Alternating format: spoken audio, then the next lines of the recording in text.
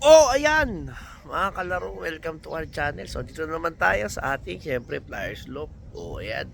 Magko-content na naman tayo para sa YouTube channel natin. Kaya hindi pa nakasubscribe dyan, mag-subscribe na kayo. Tapos yung mga hindi nagko-comment, mag-comment na kayo. Like and share.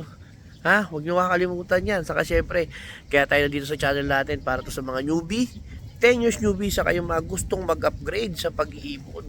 So ito, update ko lang kayo sa ating mga ipon, ha. O ayan, pakita ko ano dito. O ayan, o. Kala ko kanina uulan. So, pero hindi naman tugtuloy. So ayan. O ayan, kita nyo na. O ito yung tinatawag ko ng viewing pen. Kasi hindi naman sila nakakalipad dyan. Kaya hindi pwedeng flying pen.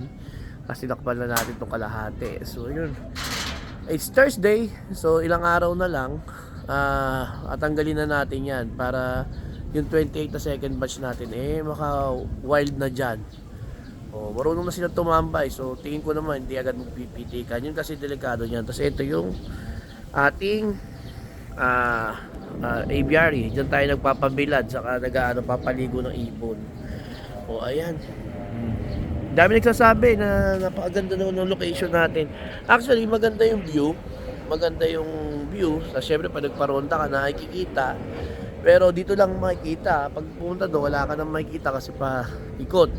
At the same time, kapag malapit yung karera, ayos din kasi mataas yung lipad ng ibon. Pero kapag yung mga last lap na, kagaya ng ng Tacloban, saka ng mga iba pang tawid dagat, medyo mababa na yung lipad ng ibon. Parang gapuno na yan, puno na yan, ganyan.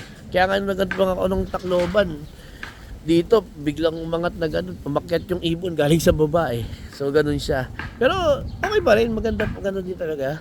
Saka syempre pag tumatambay tayo dito, ayan, nilinis ko yung training box. So, tumatambay tayo dito, masaya kasi ang ganda ng view. Nung mga bata pa lang kami, bata pa lang ako, maliit pa tong bahay namin. Nagkakalapati na ako dito galing Arangke, ha? Mga kalaro, tapos nilalagay ko dito. Tapos, maliit na, lang, kasi backyard to namin So, backyard to dati namin. Ito bangin. So, nandiyan lang yung kalapati namin galing Arangke, namin ng kapatid ko. O, pakita ko sa inyo itong mga ibon natin. Ayan. So, yun. Papahinga na sa purchase. Ayan o. Ito yung second batch. This is 28 birds. O, ba't may mga natira kalaro? Ayan. Ibabalik natin yan sa doon sa lagay na patukan niya. So, yun. Isa nagtanong sa atin, kalaro So, kung pwede daw ibalik. Yes, pwedeng ibalik yan. So, kagaya niya, natira. Balik. Kaya ako naman nilalagyan yan. Ito na yung mga pangsagad. Patukain ko sila ng sakto sa kanila. Yung mga 2 to 3 scoop per day paghapon. Tapos sobrahan ko ng ganyan. Tuka sila ng konti. Tapos yung angat na sa perch. Yan. This is the second batch. Ito yung first batch natin. This is 12 birds. O ayan. Kasi yan yung patuka sobra.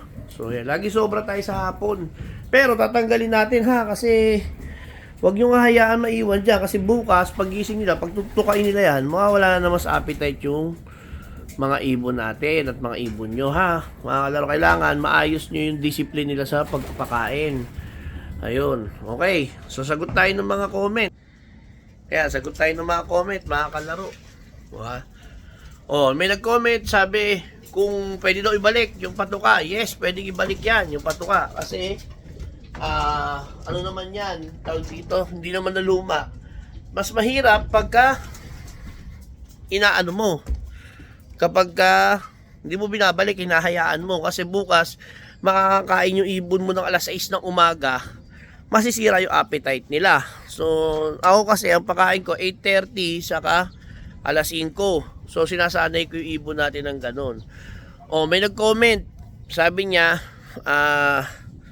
sabi nung nag-comment, maganda naman daw yung mga lahi ng ibon niya. Makikinis, tas yung katawan daw magaganda, pero hindi daw kumakain ng madami. Ano ba daw ang tingin natin doon? So, ang sagot ko dyan, kalaro, ang sagot ko dyan ay i-check mo, kalaro, kung tama yung oras ng pagpapakain mo. Kasi doon talaga na yan. Lalo na kumare, ang pakain mo iba-ibang oras, tapos at the same time minsan ang malayo yung oras. Example, pakain ka alas 10, tapos papakain ka alas 3, alas 2. Medyo may laman pa sa butchi yun. So, supposed to be, dapat na-digest niya. Dapat ganun. Tapos, makakasanayan na ng ibon yan na wala sa oras yung pagkain niya. Parang sa tao lang din. Di ba pag ang tao, ang kumakain ka ng wala sa oras, tanghalian mo, alas 3, ang hapunan mo, alas 10, alas 11, medyo hindi rin maganda ang iyong pakiramdam. Tapos yung parang nagkakaroon ka ng ano sa, may mga ano pa, ulcer, di ba? Pag nalipasan ng pagkain. So, ganun yun. Tingin ko kalaro, para matulungan ka, yun, ayusin mo yung oras ng pagpapakain mo. Tapos gradually unti-untiin mo. Example, ang kinakain ng ibon mo, kalahating takal sa umaga, o medyo bawasan mo ng konti, gawin mong 1/4 para bumalik yung appetite nila unti-unti. 1/4, tapos sa hapon saktuhan mo lang din hanggang mapabalik mo yung lumakas sila kumain. Sumunod niyan, sa pagpaparonda din, kalaro, lumalakas lalo kumain ng ibon, lalo na kapag napaparonda mo ng matindi o napapagod sila. Kaya iba nag-expect na malakas kumain, paano lalakas kumain kung ang ronda mo ay sandali lang? Paglabas ng kalapate, dapo agad. O kaya yung mga activities and exercises nila, hindi naman sila napapagod. So nangyayari sa ibon, hindi kumakain na madami. Ganon din yun, di ba? Sa tao, kalaro. Kung ikaw mismo bilang tao, wala ka namang activities, wala ka namang ginagawa, sa loft ka lang, o kaya pag lumabas ka, konting galakad-lakad ka lang, hindi ka magugutom ng sobra, hindi mo masasagad yung appetite at gutom mo, no? So, ayun, sana sagot ko, kalaro. Sumunod, syempre, dapat meron kang gut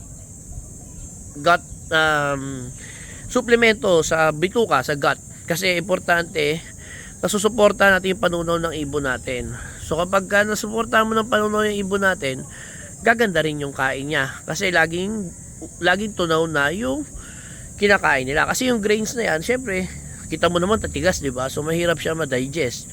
So ano ba mga kailangan niya? Mga apple cider, probiotics, tapos meron syempre mga grits. Yan, importante yan. Importante yan overall para maayos yung panunaw ng ibon mo.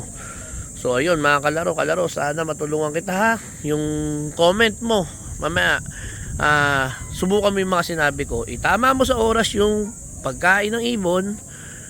Tapos unti-untiin mo. Kung ngayon medyo mahina pa kumain, unti-untiin mo, konti muna hanggang makuha mo yung sa umaga, imbis na 1/2, gawin mo 1/4. Sa hapon, imbis na 3 takal, gawin mo muna 2 takal. O makikita mo, bumibilis na kumain yun. Kinabukasan, dagdagan mo, dagdagan mo na sa 1/4 yung umaga. Sa hapon, dagdagan mo ng konti din. Gano'n, hanggang makuha mo yung tamang trip ng mga ibon mong kumain. Sumunod, kailangan nakaka-exercise yan. Marami siyang ginagawa activity. Kagaya sa akin, ang ginagawa ko, nilalagay ko muna sa aviary. Lakad-lakad sila doon. Pagka pumasok, babalik ko ulit. Kaya medyo marami silang ginagawa. Pag kumain sila, tuloy-tuloy. Sumunod, gut health. So kailangan mong tutukan yung gut health nila. Kasi normally, ang nasa bitukan yan, hindi natutunaw. Kaya lagi silang busog. Kaya mahina kumain. Okay yun na. Nakalaro. So teka, pakita ko ulit yung mga ibon. Ayan. Ito ang ibon. Ayan. So ayan na. Ang mangyayari dyan, yan na. Isa purchase nila. May isa pa naging siguro nestmate niya to, kaya tumabi na naman. Pero mamaya maghihiwalay din yan. Pero hindi, mukhang gabi na, baka hindi na maghiwalay. Yan. Kasi ito yung first batch. Yan Dito kalaro sa loob natin, hindi tayo nagkakaroon ng one eye code. Hindi rin tayo nagkakaroon ng wala pa tayong bulutong.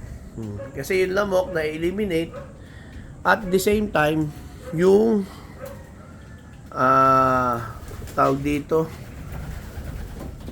yung one eye cold, tingin ko dahil sa airdrop sa hangin, hindi nagaanong sinatapol ng hangin itong mga ibon natin. Ayun, so ganun siguro. So at the same time, inaalagaan ko sila pag umuulan, sinasara ko to para hindi sila muna mabasa habang mga bata pa. Okay na mga kalaro, okay na. Dito ko na okay na. Mag-subscribe kayo. Lagi kayong tumutok sa ating YouTube. Maraming salamat sa suporta. Okay na. Bye.